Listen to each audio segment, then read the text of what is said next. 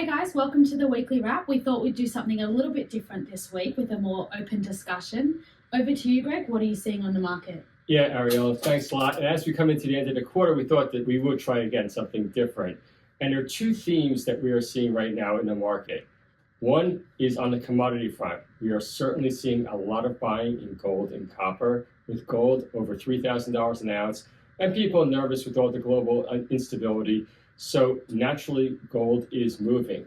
But the second theme that I wanted to talk about that I don't think other people are talking about are the institutions coming in on capital raises in the small end of town especially. Now, this is something we saw at the beginning of it last year, but we are really seeing enforced it now. And even today, we're raising money for a company, Saturn Metals, $20 million, which will easily be done. So these are two things to watch. And now, Shaun, to talk more about what you're seeing, over to you. I'm seeing a very mixed market at the moment. Some days are great for trading, others are terrible. There's just no volume. On the placements, what Greg is saying is spot on. The bigger guys are taking most of it and obviously have got longer term positions and thinking more longer term.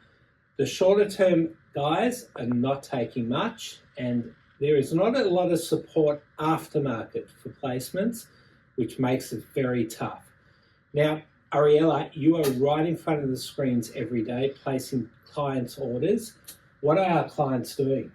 Yeah, well, Shaun, it's been interesting. It's following on from what you both have said. We're seeing a lot of clients sell out of non-mining stocks to put some money into gold stocks.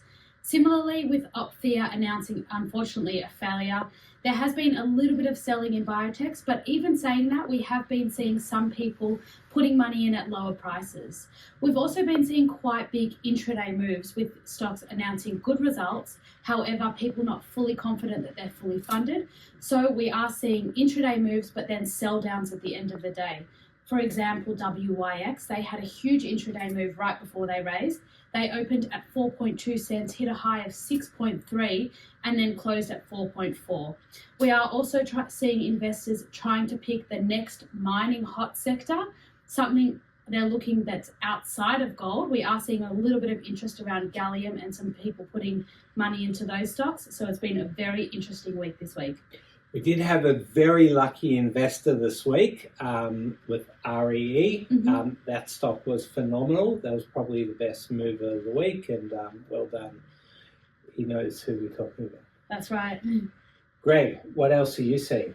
Right now, just following what you all said, is people are looking for that next commodity sector, and we are starting to see some nibbling in the rare earth space and even in graphite as well.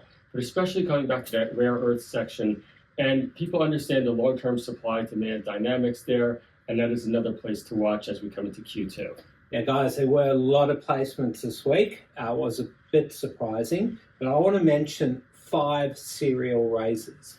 Now, the first one is, CRR. I actually don't know the name of the stock. Critical Resources. Critical. So they feel it's critical to keep diluting, and another capital raise at a lower price. I guess it's good their chairman put in money for 500,000, but this one has been, I think this is their 3rd or 4th raise in maybe 6 or 7 months. Now, a company exactly the same as that, this would be about their 4th raise in the last year, DRE. Look, there was a big cornerstone bid there from BC8, and they put in $1 million, and it was at a higher price than the previous raise, but way lower than a year ago. Serial raises. STM, another one. I thought they just raised a few weeks ago, probably a few months ago. Apparently it was very hot, and only current shareholders were able to get. And insto clients. Now listen, I wasn't a current shareholder and I got stock. So how does that work, everyone? It's just a selling pitch out there. LSR, honestly, they just raised 3 weeks ago and they just did another raise. Same price. The stock's doing really well, but straight away, price goes up, they dilute it again. Now I'm going to finish off with Fast Bricks, another fast capital raiser, this time at 1 cent. Now, they have cut their overheads by 70%, take a look at that chart, because this one's been a terrible performer, maybe because they just keep hitting the market. Okay, everybody. Well, thanks. Let us know your feedback on our format here, and we'll be sure to keep it going. Sean, just to correct you, I think Fast Bricks is actually called FBR Limited these days. I know you have been around for a while, so it may have been called Fast Bricks in the past. Definitely was. Just to add on as well, if you'd like to place your trading orders with us, please email them to orders@180markets.com.au or orders@igniteequity.com.au. We have someone in front of the screen the entire time while the market's open, before and afterwards as well, so your orders will get attended to immediately. All right, everyone, have a great weekend. If you haven't seen enough of me, tune in to Channel 7 at 7:30 tonight. I will be on the field welcoming the Blues, and I'm so pumped. This is going to be a turnaround for the season. Our premiership campaign starts tonight. Sean thinks he's going to win the lottery. I reckon I could play on the field. I could just take Harry's spot tonight and play the field. I'd love to see that. That would be awesome. Have a great weekend, everyone. We're the only team on